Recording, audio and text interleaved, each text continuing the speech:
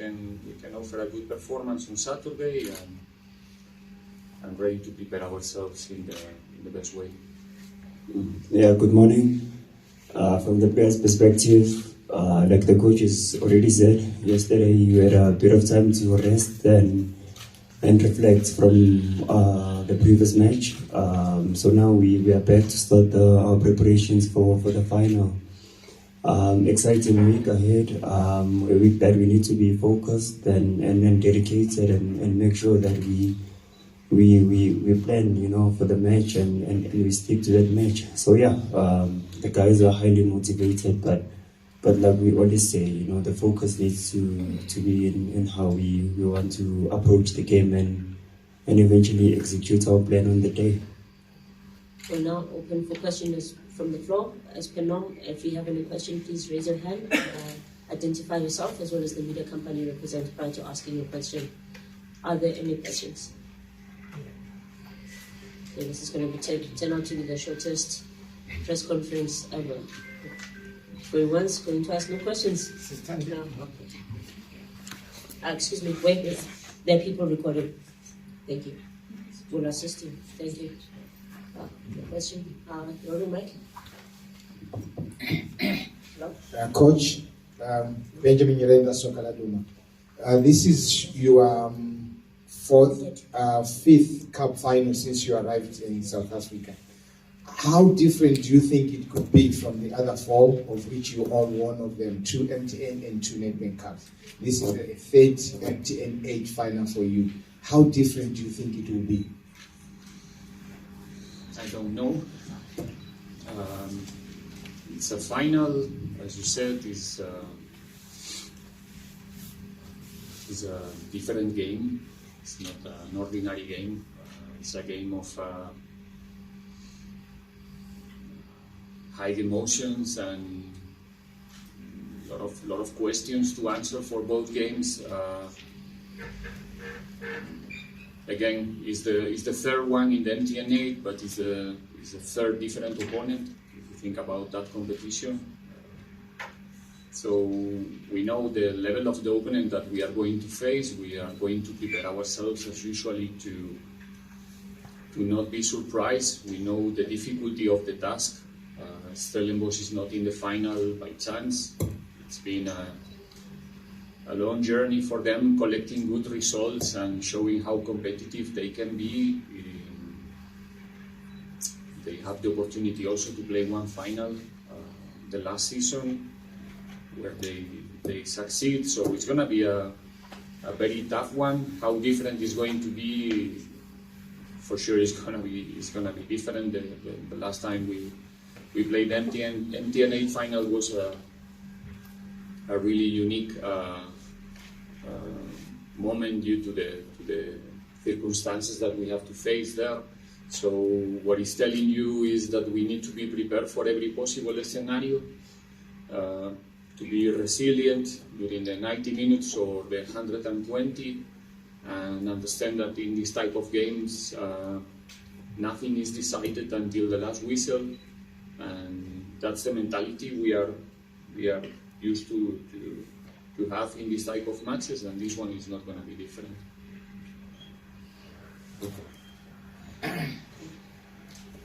Next question. So, Satya from Motor. Good morning, gentlemen. Karabo Pasha here. Both of you gentlemen, you guys are playing at Moses Mabhida. Stadium sold out in less than 6 hours or so. And history tells you that Orlando Pirates has always been, good hunting ground for Orlando Pirates. Is that superstition in your mind that, this seems like home Moses Mabhida, maybe from a player's perspective as well as coach? Do you look at it? And congratulations recently for scoring 151 goals for Orlando Pirates as the head coach. Did I score 151 goals? That could be nice. Yeah. Look, I think it's true that we've had good moments playing at Moses Mabhida Stadium. But I mean, we don't believe that maybe it's superstition that is helping us. I think we, in all the games that we play, we approach the matches to win, and we approach the matches to play in a certain way, which help us a lot. But yeah, I mean, Devon has always been good to us, and hopefully again this coming Saturday it will be the same.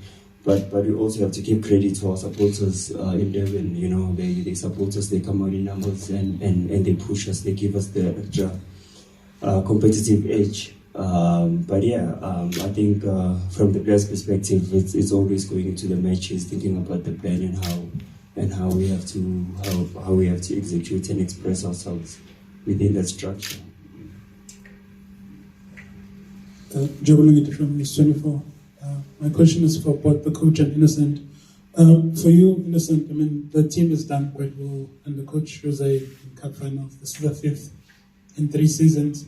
But when he came, obviously, it was his first time coaching in the country. What was the moment that gave you an understanding that you've got someone who can do good things with the team? And to Coach Jose, when you agreed to this challenge of leading a team like Pirates, what did you expect in terms of what you're going to face after doing your research and having an understanding of what you're in for? And has that expectation met what you've experienced now that you're 3 years into the job? Okay. Yeah, how did you know that we have a good coach? I mean, honestly, from the first day, you know, I've said here so many times, and I've given credit to the coach and the technical team on how we prepare for matches and how everyone is involved within the group. And it gives the platform to everyone to express themselves. You know, we've seen examples in the previous season and seasons before. So I think from the first day we knew that we have a top coach. We knew that we had a good coach, a good human being. You know, a father figure to us, and from the first day we only wanted to play our best and give our best to him and also, you know, his former assistant coach who started the process with us, and also Michelle. So yeah, it's been a journey, a good journey so far, ups and downs obviously, but we enjoy working with the coach, his technical team. Yeah, but we've always known, you know, from the first day that we have a good coach. You can see how he prepares our training sessions each and every day, and how much he demands the best from us. So yeah.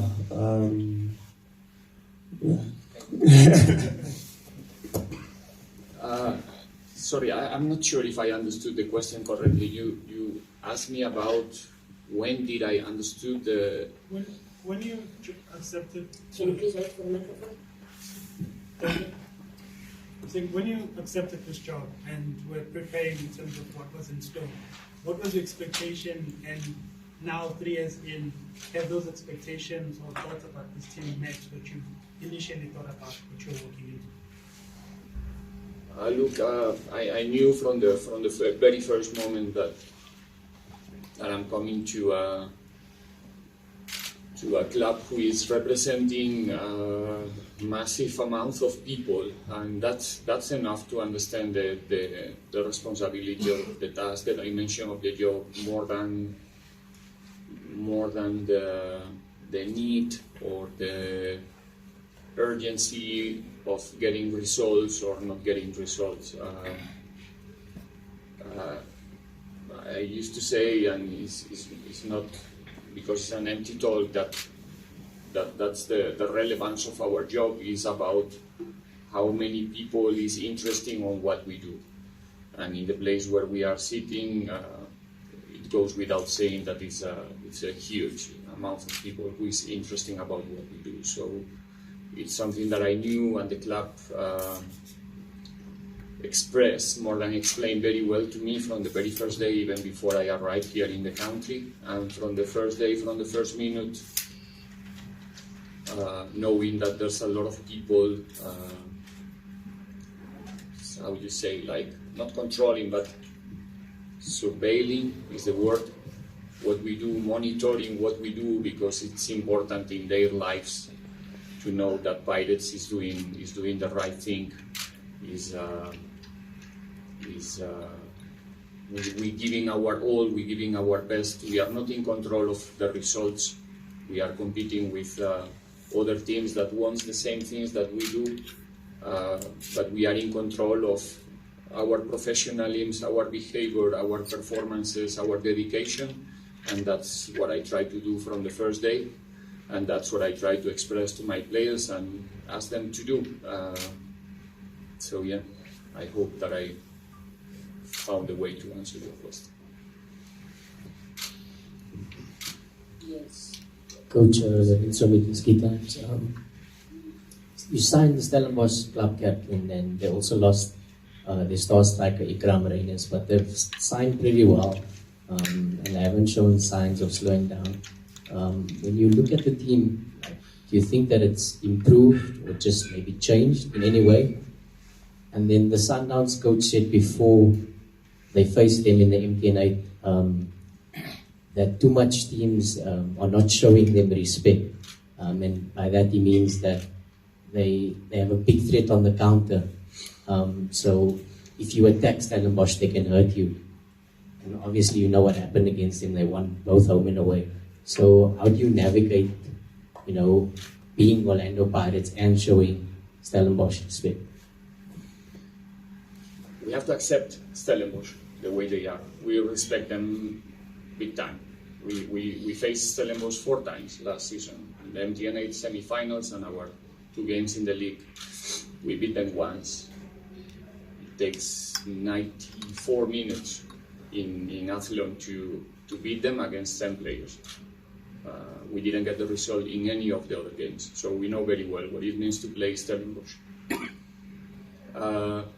And we have to accept it, that it's going to be a game where we are going to be permanently under threat, because there's going to be transitions. It doesn't matter how good and how well we prepare ourselves for that situation. We know it's coming. We know Barnes, we know Titus, we know De Jong, we know Moyela, we know Jaden, we know the capacity they have to play quick forward. We know how aggressive they are in the counter press. Is the top team in the league, in the PSL tournaments. How aggressive they are. Moyela is the striker, is the top in the log of fouls committed with Toure. Tells you quite a lot about the level of aggression that they have when the moment that they lose the ball,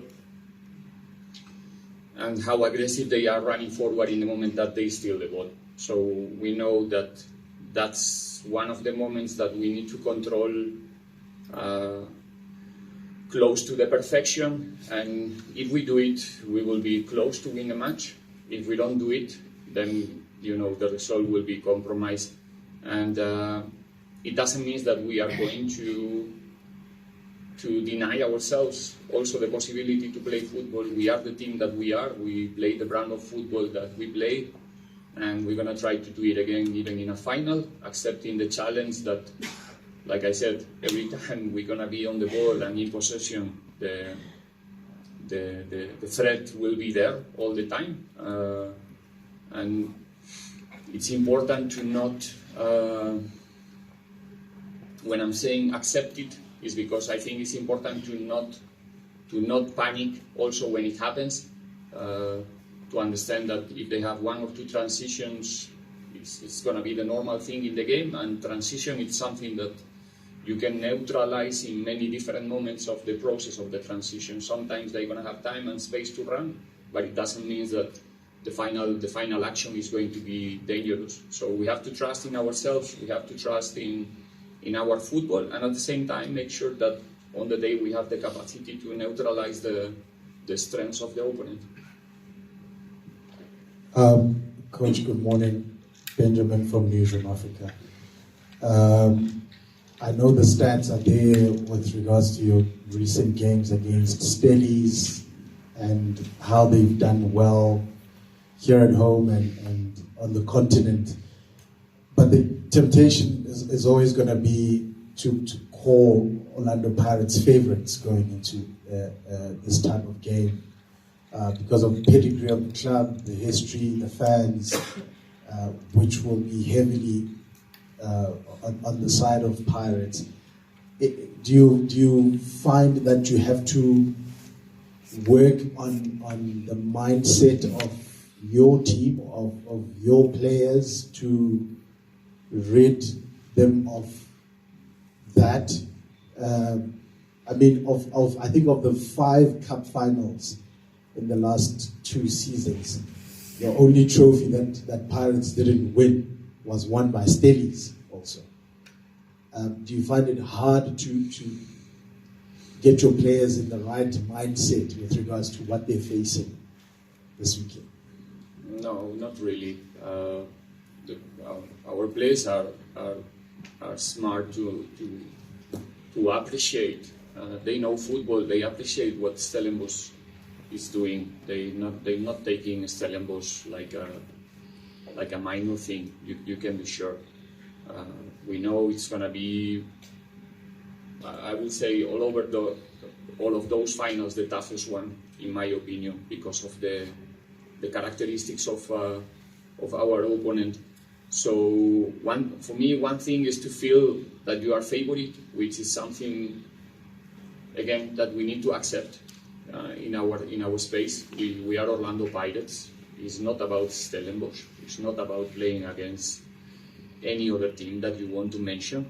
I don't think that if you ask any of our fans, whoever is playing against us, they will tell you that maybe 1 point today is enough, because I don't think it's the case. We have to face each and every game with the intention. Then sometimes it's possible, sometimes it's not. Understand me right. We have to respect every opponent, and there's many teams who want the same things that we do. And I'm sure that deep inside, if you ask Stellenbosch players, Stellenbosch technical staff, somehow they also feel that at some point they can be, winning this match. I'm 100% sure, and must be like that. So I don't think that anybody is going to the field on Saturday feeling that the job is done before we start running there. We're gonna need to run a lot. We need to really, I don't know how to say, it's gonna be a pick and shove game. I don't know if I use the correct words. Pick, and if we want to make it, it's the only way to do it against a team like Stellenbosch. They know, 100%, they know. So there's not gonna be a small space for feeling relaxed and again, we're used to. When you are representing a big club like we are, I used to say that the most complicated part is to win games that you already won before it started, that everybody thinks that, it's gonna be easy, like a few days ago against Richards Bay. But we know the people who is playing football and is involved in the process, we know how difficult it is. So trust me that whatever happened on Saturday is not going to be because we are thinking that it's going to be a piece of cake. Not at all. We'll take the next 3 questions, starting in front. Good morning, Coach Innocent. Coach, for you, I think you say it's going to be a game where you're constantly going to be under the threat of attack.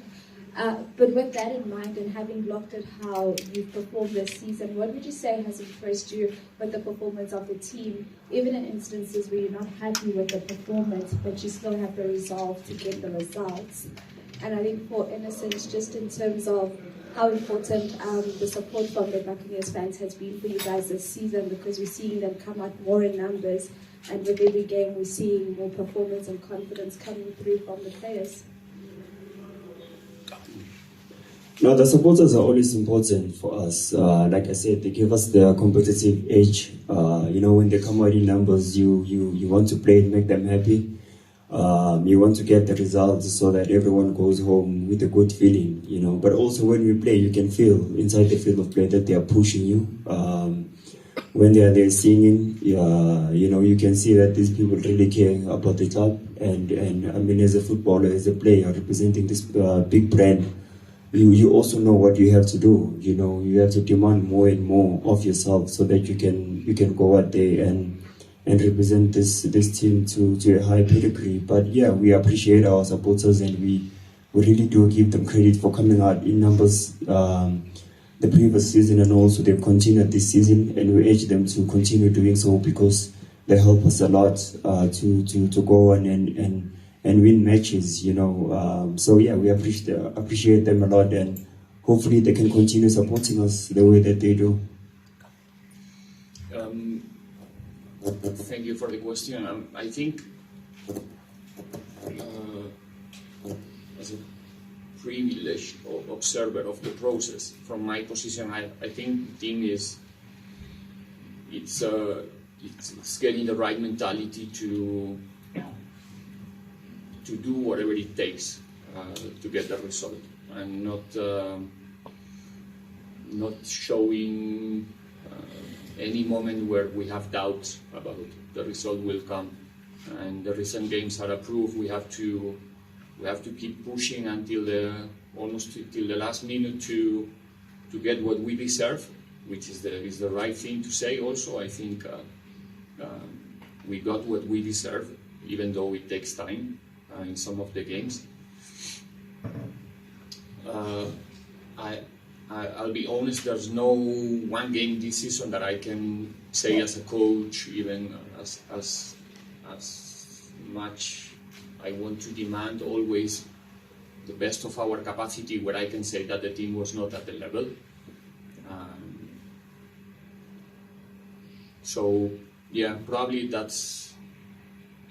it's not the only reason. There's more reasons, like continuity in the squad, continuity also with the same coach right now, but it's probably one of the factors that is playing a big role in our capacity right now to get the result that everyone is expecting from us. We'll take the final 3 questions. That's in there. Gamu and Philip. Matsilani from the Star.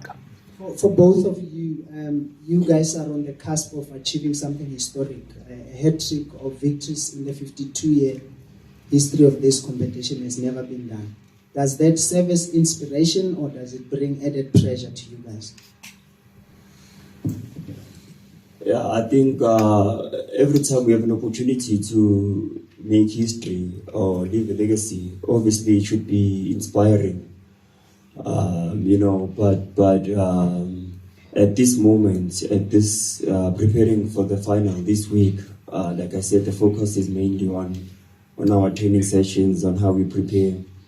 But yeah, when you have an opportunity to make history and leave a little bit of a legacy in this club with so much rich history, then obviously it's inspiring. It makes you want to push more. But that is not in the top of our heads, you know, in the moment. It's just for us to go out there, train well, do what we always do, how we prepare for all the other matches, and give attention to detail. Me personally, I'm not a person who is, thinking so much about those things until those things are facts. The moment that is a fact, and whatever we did or whatever we achieve, maybe we can speak about it. Meanwhile, it's something that it's only a possibility. It's not something that it's really keeping us busy. Like Tino said, we're just thinking about the way to win the match, and the consequences of winning the match will be very welcome. But in the end, what we have to do is to prepare the match, to win one more in this competition, and that's where the focus is right now. Good morning, everyone. Coach. Bonganim Tim Kulu here from Teta FM in Davao. Coach, my question is direct to you personally. You've arrived in South Africa and you are on course to be the first coach to win 3 MTN titles for the club and also for yourself. A lot was said when you arrived at the club, and you are here now winning trophies. Now you've just went to the group stages. Personally, I haven't seen you celebrating your success. I know it's a team, but individually don't like talking about individuals. But personally, as for you, how proud are you with what you have achieved at Orlando Pirates? Because you don't really celebrate much. You don't show that you are happy. You are just reserved. I think he got the gist of the question.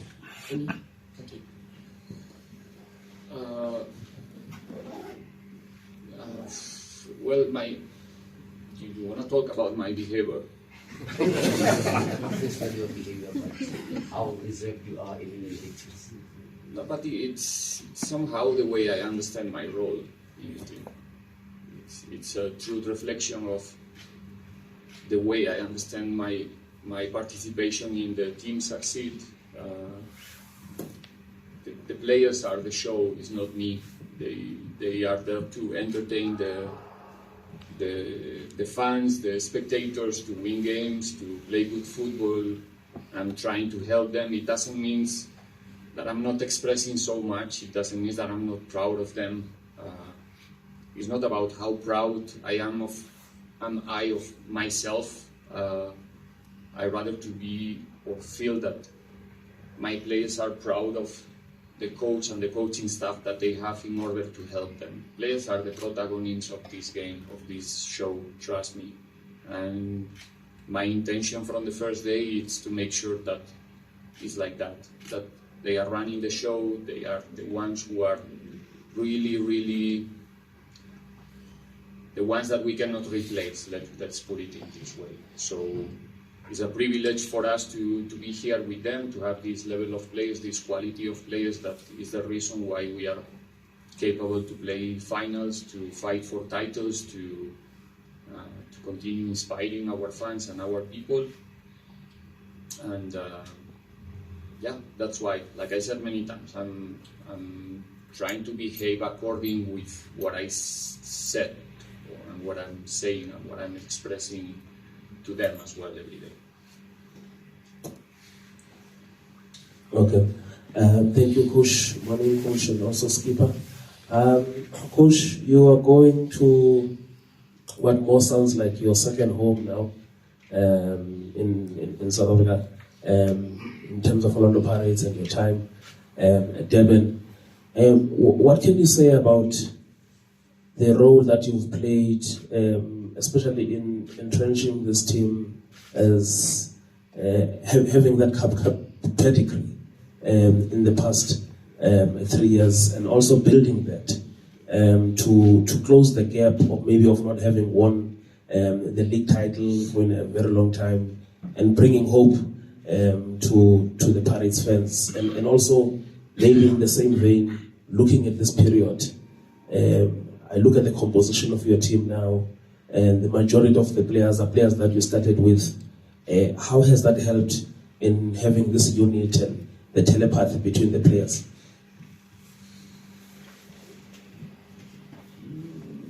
It's not exactly like that. I think from the day we started, we're missing 16 or 17 players from the first season. It doesn't look like that. It's a fact. There's a core of players who are used to work together, to work with, especially from the last season, I would say, from the second season. I think the coaching staff have influence in what we get, but everyone, I mean, the players need to be fit, they need to be in a good space mentally, they need to recover well between the games, they need to do, or we need to make sure that we provide them a lot of things in order to perform. It's not only about the coach or the plans and the ideas. It's a lot of things around the players that have to, how you say, like click to be in the right space for them to perform. More than ever, I think the players in modern football, they need a lot of help to be ready to perform every 2-3 days. Like I said many times, not only we used to think about the legs when we speak about fatigue, but it's more about their minds, their motivation, their capacity to accept maybe a bad result in the middle of the process, or the criticisms and the pressure and all of these things. And yeah, so far, like I said, I think we trying badly every day to help them to make sure that they are in optimal conditions, because again, it's related with what I said before.